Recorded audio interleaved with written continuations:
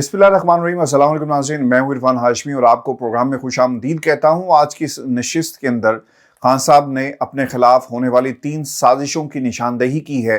इसकी मुकम्मल तफसील आपके साथ हम शेयर करेंगे और फिर मीडिया मालकान के साथ एक इंतहाई अहम शख्सियत की मुलाकात हुई, क्या हुक्म मिला ये भी मैं आपको बताऊंगा। और फिर इंतखाबात में पाकिस्तान तहरीक इंसाफ की सबसे बड़ी ताकत कौन सी है और ये ताकत हुकूमत वक्त के लिए किस तरह सर दर्द बन चुकी है, और 1.7 ट्रिलियन डॉलर्स कैसे मुल्क से बाहर गए, ये भी करप्शन की जो गजब कहानी है आज की इस नशिस्त में हम शामिल करेंगे। और फिर व्यूअर्स, हुकूमत की सुप्रीम कोर्ट ऑफ पाकिस्तान के खिलाफ बगावत, ये भी मैं आपको बताऊंगा कि किस महाज पर ये बगावत का जो ऐलान है वो किया गया है। लेकिन व्यूअर्स, सबसे पहले पाकिस्तान में इमरान खान की तकरीरों पर आज भी पाबंदी है और इमरान खान का नाम किसी भी टेलीविजन चैनल के ऊपर नहीं लिया जा सकता। ऐसे माहौल में जब आज़ादी सहाफ़त और आज़ादी इजहार पर पाबंदी हो, दुनिया के सोशल मीडिया प्लेटफॉर्म्स जो हैं वो इमरान खान की तहरीक को, इमरान खान के बयानिए को आगे बढ़ा रही हैं। और ये किसी की अरेंजमेंट नहीं है, बल्कि ये ऑटो पायलट के ऊपर तमाम चीज़ें जो हैं वो लगी हुई हैं। दुनिया जानना चाहती है कि पाकिस्तान में जमहूरियत के साथ क्या हो रहा है।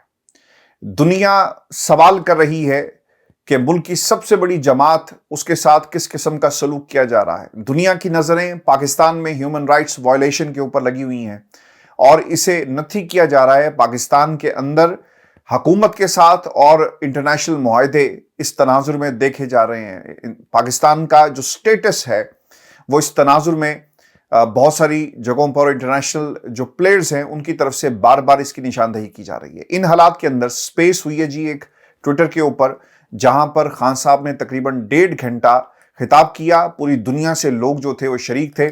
सवालों का सिलसिला जारी रहा और खान साहब ने मुख्तलिफ सवालों का जवाब भी दिया। बहुत कैजुअल अंदाज में ये गुफ्तगू हुई, लेकिन जो सवाल थे और जो इंकशाफात थे, यकीनन इससे पहले खान साहब इसका जिक्र तो जरूर करते रहे हैं, लेकिन किस तरह पाकिस्तान के मीडिया को कंट्रोल किया गया, ये कहानी पहली दफा इमरान खान की जुबानी जो है वो सामने आई।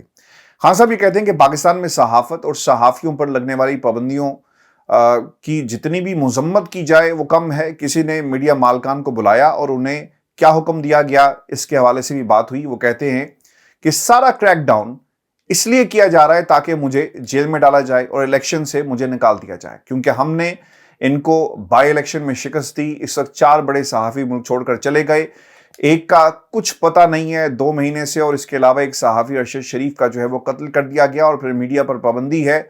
मीडिया मालकान को बुलाया गया, 4 मिनट की मीटिंग की गई और उन्हें हुक्म दिया गया कि मेरा नाम नहीं लेना पाकिस्तान के टेलीविजन चैनल्स के ऊपर। मेरी पार्टी इसलिए उभरी क्योंकि मीडिया अपना किरदार अदा कर रहा था। अयाज मीर पर तशद्दुद किया गया, बाकी सहाफ़ियों पर तशद्दुद किया गया, मीडिया के मालकान कॉम्प्रोमाइज हो गए, और फिर मीडिया के मालकान के बिजनेस इंटरेस्ट हैं जिसकी वजह से उन्हें कॉम्प्रोमाइज जो है वो होना पड़ता है। इससे पहले भी जब मैं पाकिस्तान के एक बहुत बड़े नेटवर्क के साथ as a head of news planning काम कर रहा था, तो हमारे सामने रोज़ाना का ये तमाशा था।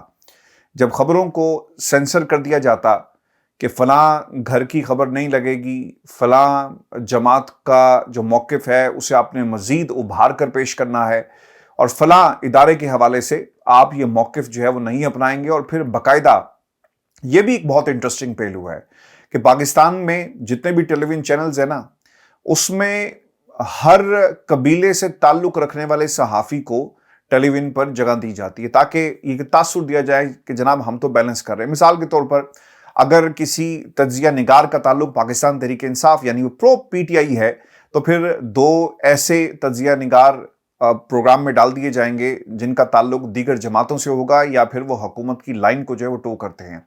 ये आज का नहीं, ये बहुत पुराना खेल है और हमेशा से खेला जा रहा है, लेकिन ये पहली दफ़ा हुआ। और गालिबन इसी प्लेटफॉर्म के ऊपर हमने इस मीटिंग का तज़किरा इससे पहले भी किया। कुछ शख्सियात ने बुलाया पाकिस्तान के तमाम टेलीविजन चैनल्स के एमडीज़ और जितने मालिकान थे, और तकरीबन ये 4 मिनट मीटिंग जारी रही। हुक्म सादिर किया गया और उसके बाद जो शख्सियात हैं वो चली जाती हैं उन तमाम लोगों को छोड़कर एक कमरे के अंदर।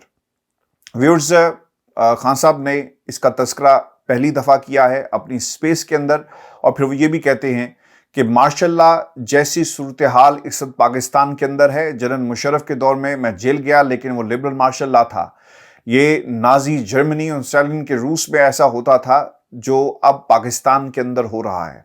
میڈیا کنٹرولڈ ہے، صحافیوں کو اٹھایا جا رہا ہے، ججز پر کافی پریشر ہے، لیکن اس کے باوجود کچھ جج اپنا کام کر رہے ہیں اور انہیں کام نہیں کرنے دیا جاتا۔ توشہ خانہ کے جج کی ایک ٹیپیکل ایگزامپل آپ کے سامنے ہے، فرد جرم عائد نہیں ہوئی، ٹرائل آگے نہیں بڑھا تو اس جج کو چینج کر دیا گیا، اور پھر ویورز آپ کو یاد ہے کہ کس طرح اس جج کی فیملی کی آڈیو جو ہے اسے ریلیز کیا گیا اور کس قسم کی دھمکیاں جو ہیں وہ ٹیبل پر رکھ دی گئی کہ جناب آپ نے اگر ایسا نہ کیا تو آپ کے خلاف ہم یہ محاذ جو ہیں وہ کھول دیں گے۔ اور پھر ایک جو نیا جج آیا اس کا تعلق پاکستان میں کس سیاسی جماعت اور کس طرح کی ذہنیت سے تھا اور کس قبیلے سے تعلق تھا۔ جب ہم آزادی اظہار کی بات کرتے ہیں تو اس جج کو بھی اجازت ہے کہ وہ جس مرضی قبیلے کو سپورٹ کرے، لیکن ایک ایسے شخص کو جس کا تعلق اور جس کی سوچ ایک خاص قبیلے سے جڑی ہوئی ہو اسے عمران خان کے خلاف کھڑا کر دیا جائے تو پھر یقیناً سوال جو ہیں اٹھیں گے۔ کسی ایک ایسے جج کو یہ مقدمہ سننا چاہیے تھا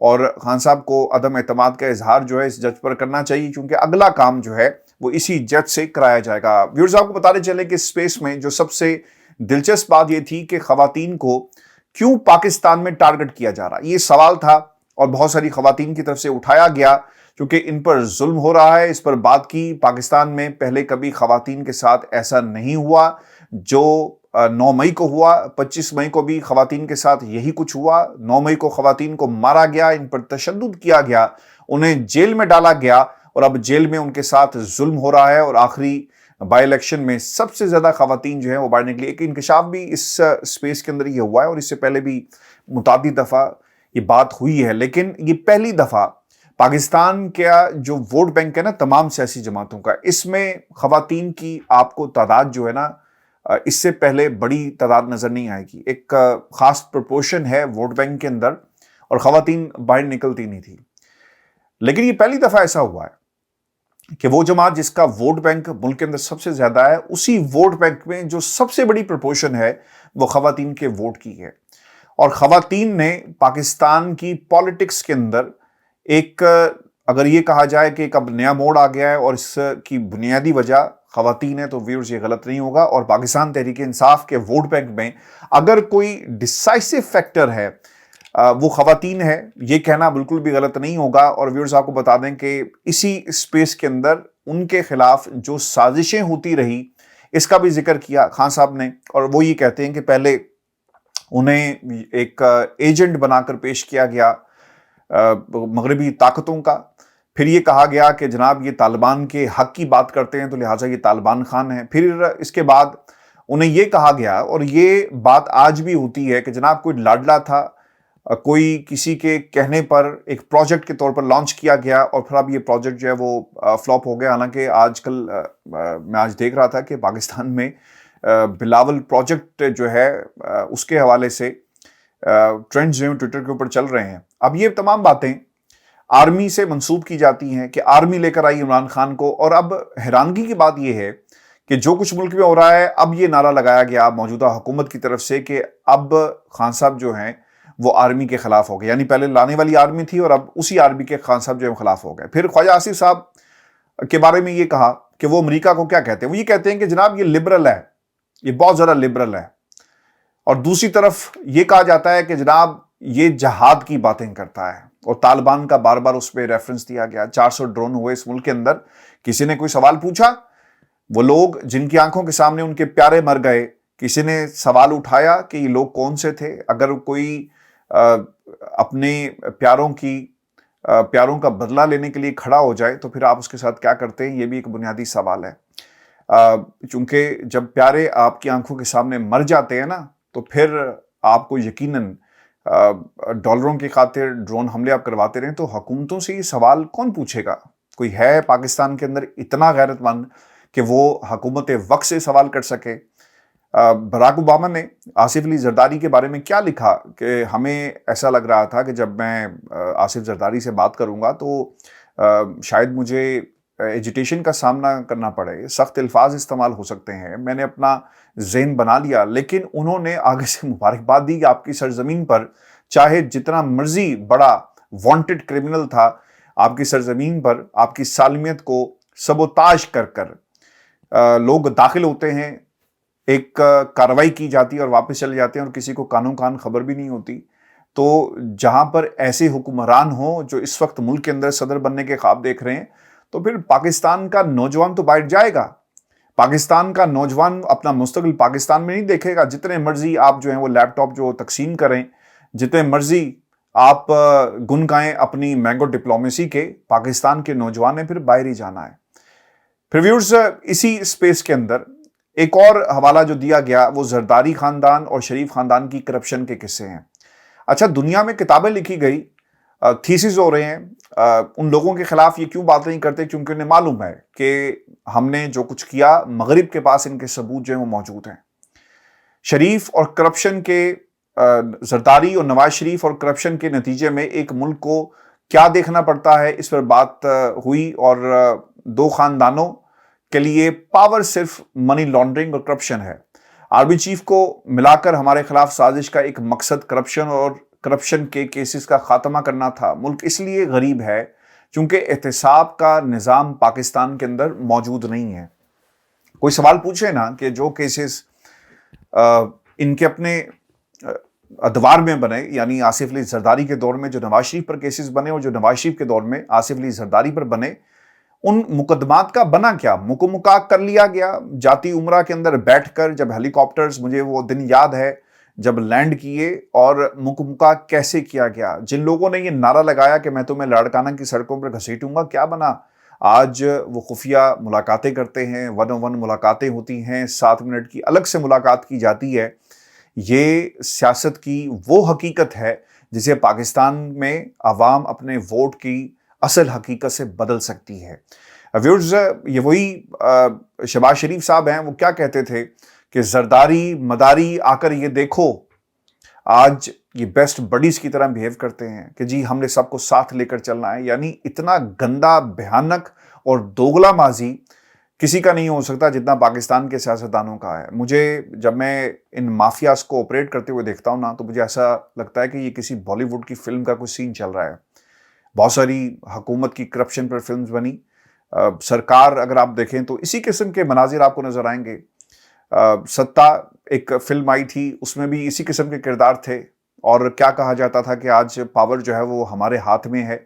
یعنی یہ بالی ووڈ کی وہ فلم ہے جس کے سیکول بن رہے ہیں، پریکولز بن رہے ہیں، اور بہت ساری سیریز جو ہیں، ایک ایسا لانگ سوپ اور جو کئی دہائیوں سے چل رہا ہے۔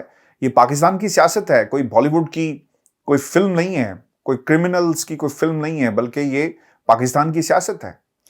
اور اسی سیاست میں ہم نے 1000 کروڑ 2000 کروڑ کی انہی فلموں کے اندر یہ باتیں سنی، ڈائلاگ سنے، اور آپ منی لانڈرنگ کے قصے سنتے ہیں انہی فلموں کے اندر۔ لیکن اصل میں 1.7 ٹریلین ڈالرز جو ہیں وہ پاکستان سے اور غریب ممالک سے ہمیشہ باہر چلے جاتے ہیں۔ IMF سے آپ قرضہ لیں، پاکستان میں قرضہ آتا ہے جی، عوام پر خرچ ہونا چاہیے لیکن وہ خرچ نہیں ہوتا۔ یہ جو پیسہ سیلاب کی مد میں آپ نے لیا، دنیا بھر سے آیا، کبھی کسی نے پوچھا ہے کہ وہ پیسہ خرچ کہاں پہ ہوا؟ وہ سندھ میں بلاول کی الیکشن کمپین پہ خرچ ہو جائے گا، اور یہ پیسہ پاکستان سے باہر پارک کر دیا جاتا ہے، اور پھر باہر کی دنیا بھی بولتی نہیں ہے، وہ کہتی ہے کہ ٹھیک ہے جناب، پیسہ آ رہا ہے، بینک ہمارے بھرے ہوئے ہیں، تو کام چلتا رہے۔ یہ جو سیف ہیونز ہیں، وہ کیوں کہا جاتا ہے برطانیہ کو؟ اس لیے کہا جاتا ہے کہ یہاں پر کوئی پوچھنے والا اس طرح نہیں ہے، اور انٹرنیشنل اسٹیبلشمنٹ نے بہت سارے ایسے کام کیے، اور جو بیہائنڈ دا کلوز ڈور ایک ایسی ڈاکومنٹری ہے وہ ضرور دیکھیں۔ میں بار بار یہ کہتا ہوں، آپ کو معلوم ہوگا کہ کس طرح غریب ممالک سے پیسہ کچھ خاندان اکٹھا کرتے ہیں اور باہر لا کر اس کو پارک کر دیا جاتا ہے۔ اس کی ایک ٹرو پکچر جو ہے وہ آپ کو نظر آئے گی۔ پھر خان صاحب نے اسی کے اندر جو حوالہ دیا، وہ انڈیا کو برطانیہ نے اس طرح سے لوٹا جس طرح سارا سرمایہ اپنے ساتھ لے گئے۔ یعنی انڈیا میں جو کچھ ہوتا رہا، جو انگریز نے کیا، وہ آپ کے سامنے ہے، اور پھر ہماری معیشت انہوں نے تباہ کر دی۔ اس سے پہلے اتنی مہنگائی ہوئی، ہم ڈیفالٹ کے نہج پر تھے، زرداری اور نواز شریف ایک دوسرے کو کرپٹ کہتے تھے، آج یہ لوگ ایک دوسرے کے ساتھ ہیں۔ پھر انہوں نے سپریم کورٹ آف پاکستان کے سامنے پیشی، اور اس کے علاوہ 9 مئی کے واقعے کا بھی ذکر کیا، اور 9 مئی میں لوگ گھسائے گئے جنہوں نے انتشار پھیلایا اس کے اوپر بھی ایک باقاعدہ فلٹریشن ہونی چاہیے, انکوائری ہونی چاہیے, لیکن کرے گا کون؟ پھر ایک انتہائی اہم نقطہ ہے جی ملٹری کورٹس کا. ملٹری کورٹس کے اوپر بھی تفصیل سے بات ہوئی ہے, اور فوجی عدالتوں کا کیس جو ہے سپریم کورٹ پاکستان پہ جواد خواجہ صاحب جو ہیں انہوں نے لے کر گئے. اب اس کے اوپر اگر کوئی فیصلہ آیا تو یقیناً حکومت وقت جو ہے اسے نہیں مانے گی. 14 مئی کو انتخابات پنجاب میں ہونے تھے, وہ بھی انتخابات نہیں ہوئے, اور اب آواز یہ بلند کی جا رہی ہے کہ اگر انتخابات کے حوالے سے یا ملٹری کورٹس کے حوالے سے جس طرح ماضی میں فیصلے آئے, اگر دوبارہ اسی طرح کے فیصلے آئے تو حکومت وقت کہتی ہے کہ جناب ہم اس کو تسلیم نہیں کریں گے. ایک انتہائی اہم نقطہ جو آج اٹھایا گیا کہ پاکستان تحریک انصاف کے لوگ اور وہ لوگ جو اس انصاف کی اس تحریک کے ساتھ جڑے ہوئے ہیں وہ لاپتہ ہیں. اور ایک انتہائی اہم نقطہ اس میں یہ بھی تھا اوورسیز پاکستانیوں کا. ہمارے ساتھ سیاسی جماعتیں وعدہ کرتی ہیں کہ ہمیں ووٹ کا حق دیا جائے گا, پاکستان سے باہر لوگوں کے ڈالرز اور ریمیٹنسز جو ہیں وہ اچھی لگتی ہیں, اور پھر اسے اپنی تقریروں کے اندر باقاعدہ رپورٹ کیا جاتا ہے, کوٹ کیا جاتا ہے, لیکن اوورسیز پاکستانیوں کو ان کے ووٹ کا حق نہیں دیا جاتا, اور پھر انہیں پراکسیز کہہ کر جو ہے وہ پکارا جاتا ہے. ویورز, یہ اسپیس اس لیے بھی اہم تھی چونکہ اتنی ہمت میرا نہیں خیال کہ کسی اور سیاستدان کے اندر ہے. آصف علی زرداری صاحب میں اتنی ہمت نہیں ہے کہ وہ پاکستان کی عوام کو فیس کر سکیں, ان کے سوالوں کا جواب دے سکیں. یہ صرف خان صاحب ہی کر سکتے ہیں. میں اس دن بہت ہی حیران ہوا, ڈاکٹر معید نے غالباً مجھے کسی نے وہ کلپ شیئر بھی کیا ہوا تھا کہ جناب بہت زیادہ ٹف ٹائم دیا. I don't agree with you. Khan صاحب کے سامنے مشکل سے مشکل سوال بھی آ جائے نا تو یہ خان صاحب کی ٹریننگ ہے, یہ خان صاحب کا ہی خاصہ ہے کہ وہ مشکل سے مشکل سوال کا بھی جواب دینے کی صلاحیت رکھتے ہیں. وہ نواز شریف نہیں ہے, وہ آصف علی زرداری نہیں ہے, وہ بلاول نہیں ہے, جو اپنے جو ابتدائی دن تھے جب اس کے پاس جواب نہیں ہوتا تھا, جو اس کی ٹریننگ مکمل نہیں ہوئی تھی, تو وہ یہ کیا کرتا تھا کہ یہ اس کا جواب جو ہے مراد علی شاہ صاحب دیں گے. آپ مریم کے بہت ساری ایسی پریس کانفرنسز ہیں جس میں جب مشکل سوال کیا گیا تو انہوں نے کہا جی کہ یہاں پہ رانا ثناء اللہ صاحب بیٹھے ہوئے ہیں, یہ ان سے پوچھیں اس کا جواب, اور انہوں نے کبھی بھی اپنے اوپر جو ہے وہ بات نہیں آنے دی. لیکن خان صاحب نے کبھی ایسا نہیں کیا. وہ اگر ان کی ٹیم ناکام ہوتی تو وہ خود سمجھتے کہ وہ ناکام ہوئے, اور نواز شریف کے ہاتھ میں جب پرچی ہوتی ہے, جب انہوں نے بات کرنی ہوتی ہے تو سوالات پہلے سے بتا دیے جاتے ہیں. یہ ایک دفعہ نہیں, ہم نے متعدد دفعہ یہ چیزیں دیکھی. مخصوص لوگ, مخصوص چہرے اور مخصوص لوگ ہی جو ہیں وہ مائکس آگے کرتے ہیں اور سوالات کرتے ہیں. لیکن خان صاحب مشکل سے مشکل حالات کے اندر بھی سروائیو کرنا جانتے ہیں, مشکل سے مشکل سوال کو بھی سروائیو کرنا جانتے ہیں, کیونکہ ان کے پاس جواب موجود ہوتا ہے. ٹم سیبیسٹن کا جو انٹرویو تھا, I gave 10 out of 10 to Imran Khan, اور یہ صرف عمران خان کی خصوصیت ہے کہ وہ پیچھے نہیں ہٹتے بلکہ جواب دینے کی بھرپور جو ہے وہ صلاحیت رکھتے ہیں. ویورز, آخر کے اندر میں آپ کو ایک بات بتا دوں. ایک خبر آئی ہے جی, اور ہمارے آرمی چیف جو ہیں سپہ سالار, وہ ایران میں اس وقت دورے پر ہیں, اور جو رپورٹ ہوئی ہے خبر پاکستان کے میڈیا پر, آرمی چیف کی ایرانی سیاسی اور عسکری قیادت سے ملاقاتیں ہوئی ہیں, دہشت گردی مشترکہ خطرہ قرار دیا گیا ہے, اور ISPR کے مطابق آرمی چیف کی ایران کی عسکری قیادت سے ملاقاتیں ہوئی جس میں سرحدی علاقوں میں دہشت گردی کے خاتمے کے لیے مؤثر تعاون پر اتفاق کیا گیا. پاک ایران فوجی سربراہان نے اتفاق کیا کہ دہشت گردی خطے اور دونوں ممالک کے لیے مشترکہ خطرہ ہے, اور پھر ISPR کے مطابق دونوں ملکوں کی عسکری قیادت نے انٹیلیجنس شیئرنگ کی آپریشن کے ذریعے دہشت گردی کے خاتمے میں عزم کا اظہار بھی جو ہے وہ کیا ہے. آرمی چیف نے ایران کے صدر ابراہیم رئیسی اور وزیر خارجہ حسین امیر عبداللہ سے بھی ملاقات کی, جن میں علاقائی امن کے لیے پاکستان اور دونوں جو دو طرفہ تعلقات ہیں اس پر تبادلہ خیال کیا گیا. بالکل ٹھیک ہے, اللہ تعالیٰ جی بالکل ہمارے ملک کو جس لیول پر اس وقت چلا گیا ہے, اوبویسلی خطے کی سیاست کے اندر ہمارا کردار ہونا چاہیے, سب سے بات کرنی چاہیے, بالکل ٹھیک ہے. لیکن اس پہ کچھ چیزیں بہت ہی اہمیت کی حامل ہیں. آپ کے کچھ سوالات بھی آئے ہوئے تھے اس تناظر میں کہ پاکستان اس وقت کس بلاک کو جوائن کرنے جا رہا ہے. آپ کو بتا دوں کہ یہ ملاقات جو ہے نا وہ بہت ہی غیر معمولی قسم کی ملاقات ہے. ایک آرمی چیف کا ایران جانا, چونکہ ایران کے تعلقات امریکہ سے کس نوعیت کے ہیں وہ آپ کو بالکل معلوم ہے, اور یہ بھی آپ کو معلوم ہے کہ امریکہ سینکشنز اس نے لگائی ایران کے اوپر, لیکن وہ سروائیو کر رہا ہے, اور کس قسم کی امریکہ کی एक पॉलिसीज हैं टुवर्ड्स ईरान।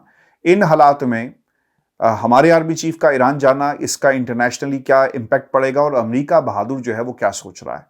फिर दूसरी चीज़ बहुत ही अहमियत की हामिल है कि सऊदी अरब और अमेरिका के ताल्लुकात अपनी एक तरफ, लेकिन सऊदी अरब के और ईरान के ताल्लुकात जो हैं वो कभी भी इतने अच्छे नहीं रहे, और ईरान क्या सोचेगा ये भी एक बुनियादी सवाल है। और फिर ये भी आपको याद रखना चाहिए कि ऐसे हालात में जब सऊदी अरब ने हमारी मदद की, वहाँ से पैसे आए, मिडल ईस्ट से, यूएई से आपके पैसे आते हैं, वो लोग क्या सोचेंगे ईरान के हवाले से ताल्लुकात के तनाजुर के अंदर, और फिर अमेरिका इस पूरी सिचुएशन को कैसे देख रहा होगा। और फिर ये भी आपको याद रखना चाहिए कि आर्मी चीफ की चाइना जो उनका विजिट था, उस पर भी उसके बाद जो कर्जा था वो रोल ओवर हुआ, उसको भी अमेरिका बड़े गौर से देख रहा होगा। तो अमेरिका इन तमाम मुलाकातों को किस तनाजुर में देखता है। मैं आपको इसकी छोटी सी एग्जांपल दे देता हूं कि जब कोई ईरान का विजिट करके आता है ना, या फिर इराक का विजिट करके आता है, उसके पासपोर्ट पे स्टैंप हो जाता है। और आप में से बहुत सारे लोगों को इस चीज़ से गुजरना होगा, क्योंकि मेरे एक फैमिली मेम्बर जो हैं वो इस वक्त इस चीज़ से गुजर रहे हैं। उन्होंने अमेरिका जाना था, जब उन्होंने देखा कि जनाब ये तो ज़ियारतों पे गए हैं ईरान में और फिर इराक के अंदर, तो उन्होंने क्या किया, उन्हें होल्ड पर ले गए। और पिछले 2 बरसों से उनकी जो रवानगी है और उनका जो वीज़ा है वो ऑन होल्ड है, और उन्हें इजाज़त नहीं मिल रही अमेरिका में। अगर किसी एक आम अननोन बंदे के साथ ये सलूक किया जा सकता है कि जी जनाब वो सिर्फ विजिट करने गया था, तो फिर आप ये अंदाज़ा करें कि पाकिस्तान कहाँ पर स्टैंड करेगा। और ये भी बहुत एक इंटरेस्टिंग खबर है इसी हवाले से कि China brokered agreement between the Islamic Republic of Iran and Saudi Arabia announced last month generated huge buzz।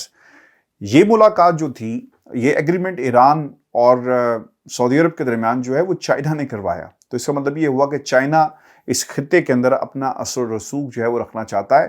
तो इन तमाम अवामिल में हमें अपनी पोजीशन को देखना है, हम कहाँ पे स्टैंड करते हैं। क्योंकि अगर ये मुलाकातें जिस तरह हो रही हैं, तो यकीनन अमेरिकन थिंक टैंक्स और अमेरिकन जो हैं वो ज़रूर सोच रहे होंगे कि उनकी पाकिस्तान के हवाले से आइंदा चंद सालों में क्या पॉलिसीज़ होंगी, और पाकिस्तान की हुकूमत के लिए क्या ये अच्छी खबर है। इसके हवाले से भी जो थिंक टैंक्स हैं यकीनन अपनी रिपोर्ट्स जो हैं वो ज़रूर सबमिट करवाएंगे।